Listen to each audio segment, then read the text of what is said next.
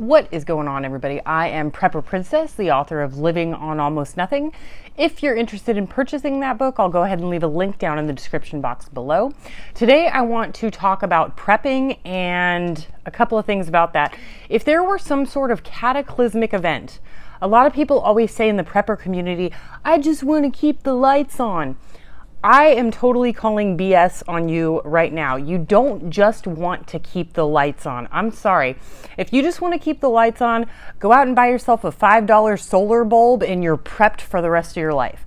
What you want is to maintain the same lifestyle that you had pre-collapse or pre-calamity, pre-tornado, pre-hurricane, pre-earthquake. You want to maintain your same exact lifestyle that you had before. You want your food, water, coffee, soda, beer, transportation. You want lights, you want television, you want internet, and you want communications. You want a cell phone, you want HB, you want to be able to talk to your friends and family. And anyone who says that they don't want those things is flat out lying. We all want those things. In order to have those things, you have to have a stockpile of your favorite foods. Now, I'm not talking about dehydrated foods because that stuff will feed your family and they're going to have a sodium overdose and end up in the hospital in 5 years anyway. That stuff is horrible.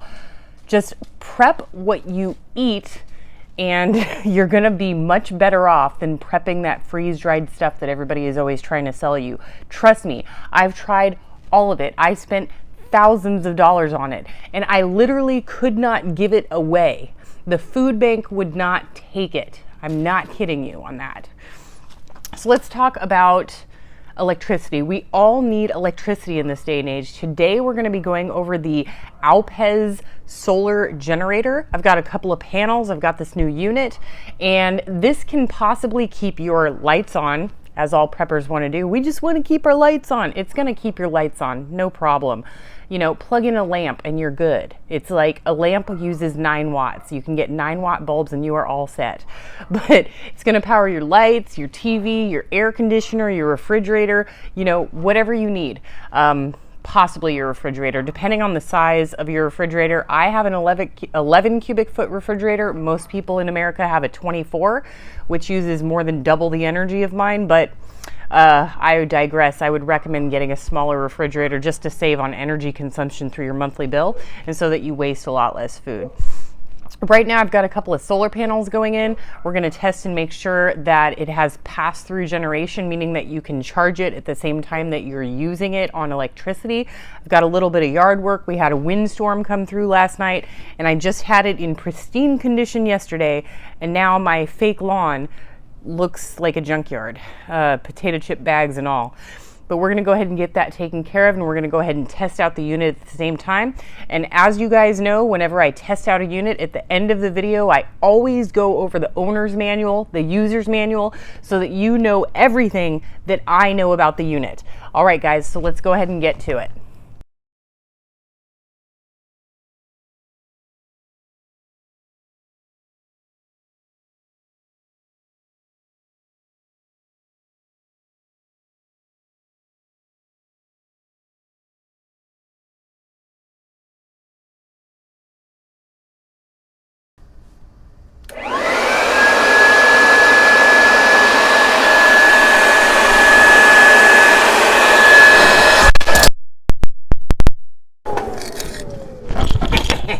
I do just want to show you all real quick that solar works even if it's totally cloudy. All we've got is clouds. The sun is behind that cloud right there. It's nothing but cloudiness today. And it still works. It's just, right now are we bringing in 36 watts? These are 100-watt panels, so 200 watts, but it's only bringing in 36 watts, but it's very cloudy. It will still bring in wattage, just not the full capacity of the sun. So I just wanted to, that's with all solar panels. So I just wanted to put that out there, that it does still work in snow and rain and cloudiness, just not to full effect. One thing I wanted to show you all about this unit that is a negative for me is this. So the unit comes with your solar panel, right? Which we just tested and they work fine. So it comes with a solar panel and a splitter. right? So you take the solar panel and then you can plug 2 into here, and then it plugs into the input right here, and you can do 2 inputs. So you can do a total of 4 panels into 2 inputs for 400 watts. Now here's the kicker. Hold on. So you can do up to 400 watts, right? Now take a look at the input, okay? That's not, and these over here, this is directly attached to the panel. It can't be taken off. So what this tells me is that I have to use their solar panels for their unit, and I don't have the option of using solar panels that I already have on hand or something like that. Usually companies who have units that are this big, 2000 watts, they will send an MC4 connector in their bunch of tricks. So what we have here is just the charger. So this plugs in here. So I've got a wall charger and a car charger, and that's it. That's all that came with the unit.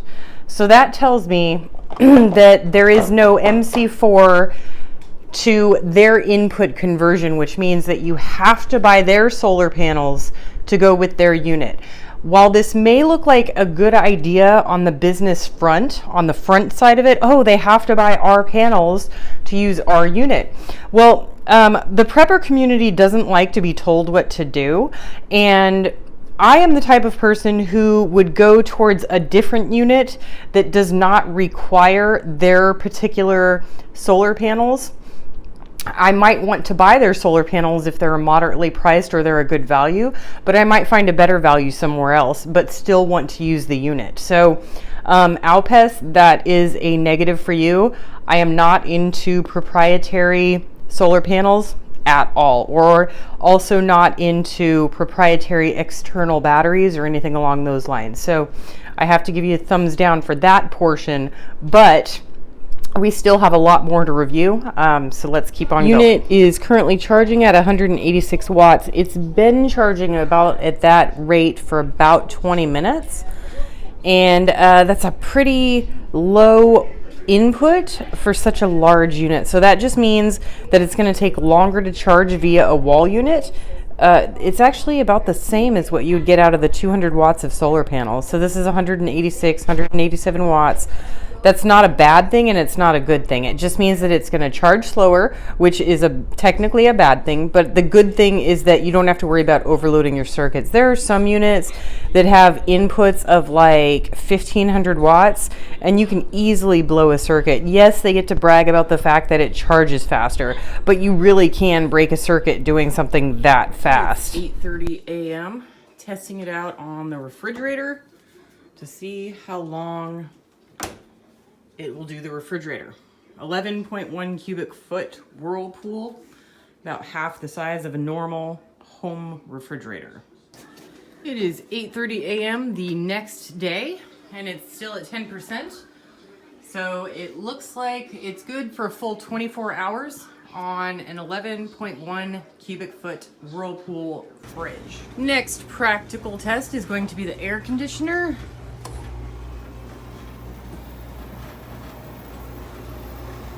And it's just a simple window unit. One of the highest energy users I've got, which is why I hardly ever use it, except for testing purposes. So we're at 98%, it's about 130. I'll come and check on it every hour until it runs out, and we'll see how long it lasts. Right, so I checked on it at 4:30 and it had 21%. It's now 5:30 and it's got 0 with an error code. AC error code, so it must be completely out of juice. So you're looking at between 3 and 4 hours of an old non-efficient air conditioner. So this is the 4th hour, so probably more like 3 to 3.5 hours.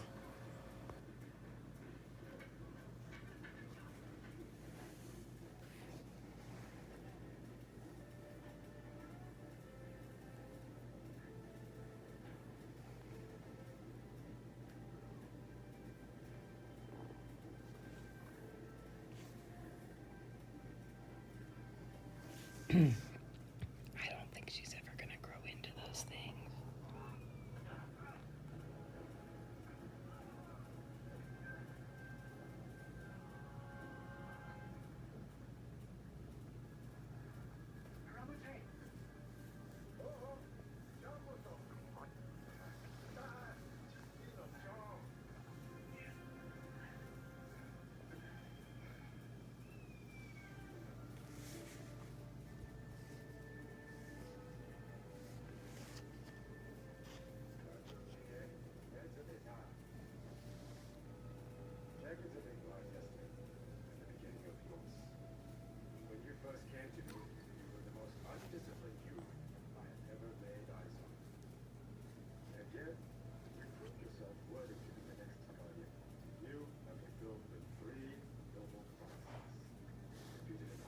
I already tested the microwave. So right now we're doing the TV, Roku box, lamp, modem, computer, and I'm also charging my cell phone.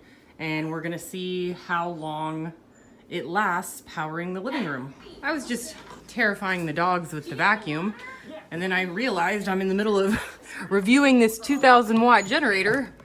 So duh, let's try vacuuming with the generator. Yeah, I know, baby. So it's got the TV, the VCR, blah, blah, blah, and the vacuum.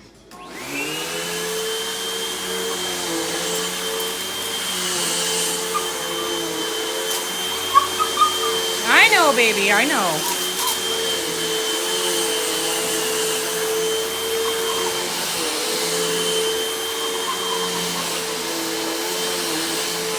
Rocky's gone, he ran out. Oh, sorry.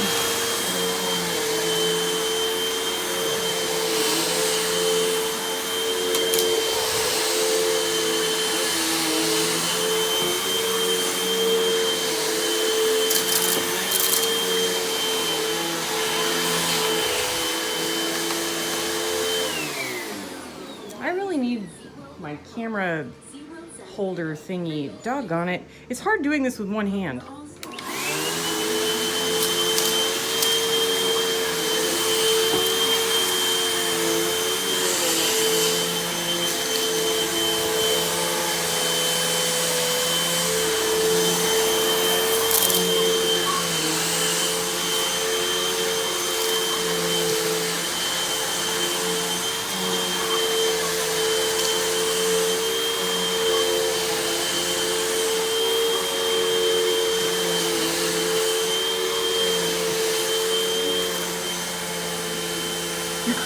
Look at them.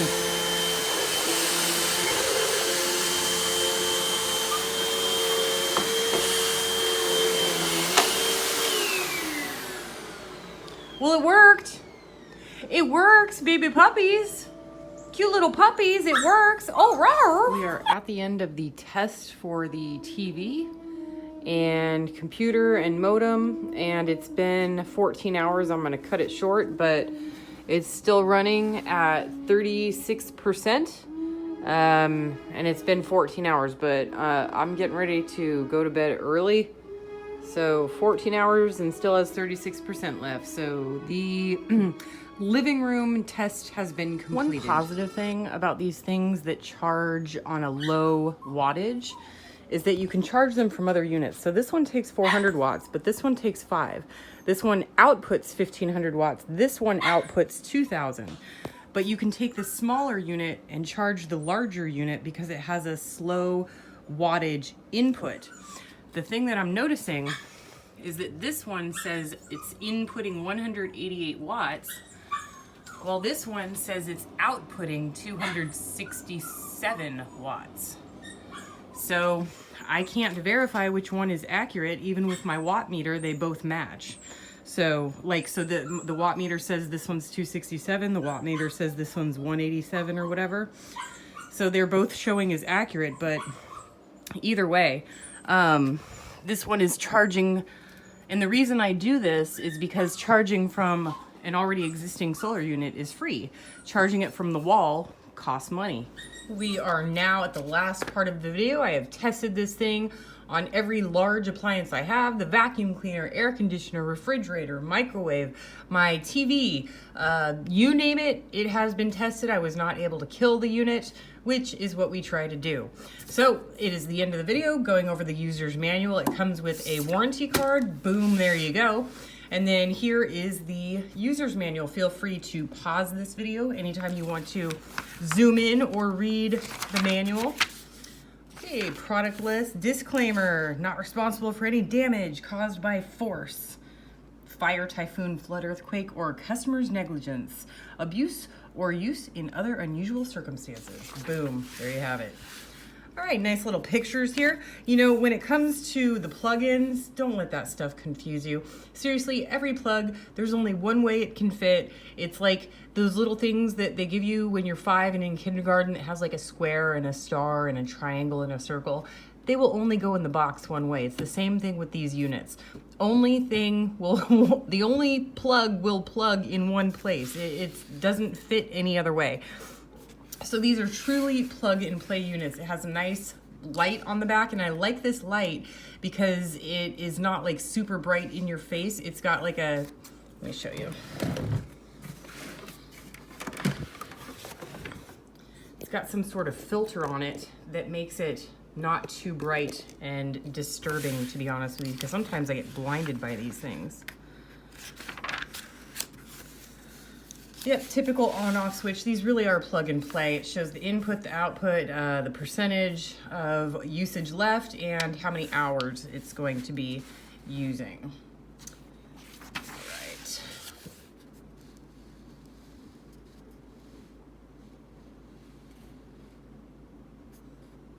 I guess I was technically able to kill it. No, I didn't kill it. It just ran out of power with the air conditioner and then gave me the error, but that's just because it ran out of battery power. When it comes to these units, once you get 1500 watts or higher, they're really hard to kill. Like, you have to have pretty much everything plugged in order for them to die. And this one's 1800 watts. So it's not the biggest one I've done a review on, but it's definitely not the smallest either.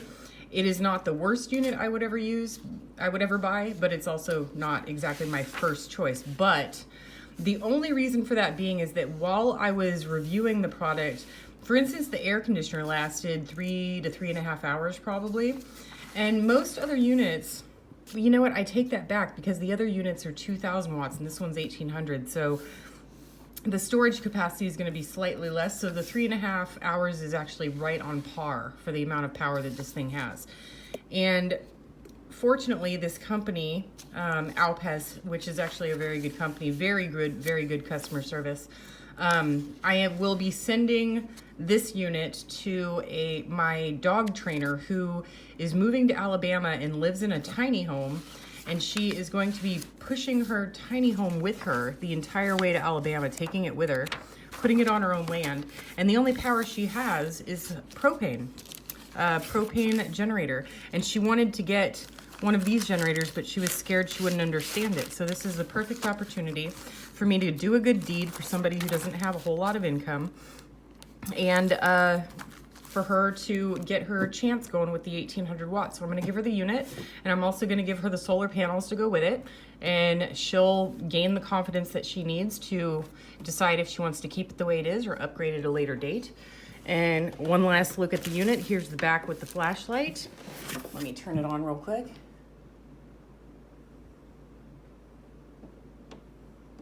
There we go.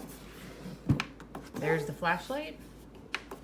Whoa, bright flashing for emergencies. So quite a bit there.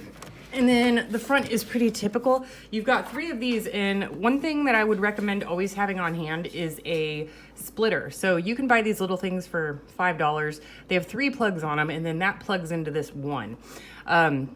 You're generally, unless you're using a vacuum cleaner and a microwave at the same time, you're not going to overdo the circuit. But I liked, this one only has 3, and I like them to have 6. So that's one thing. Typical power, this is your input. You can use the one for the wall charger, or you can use both for both solar panels. And the solar panels, you can do up to 4, and each panel comes with a splitter, or a splitter meaning that you can put 2 panels together and then put it into one input, and then you can take another 2 panels and put it in the other input for a total of 400 watts there, at least with the panels that they offered me.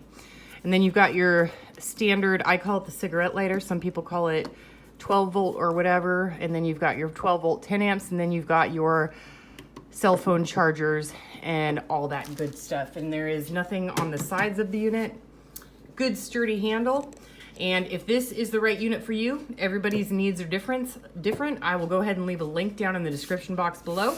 And if you ever get a chance to pay it forward, always do that. Do what you can with what you've got. Prepper Princess out.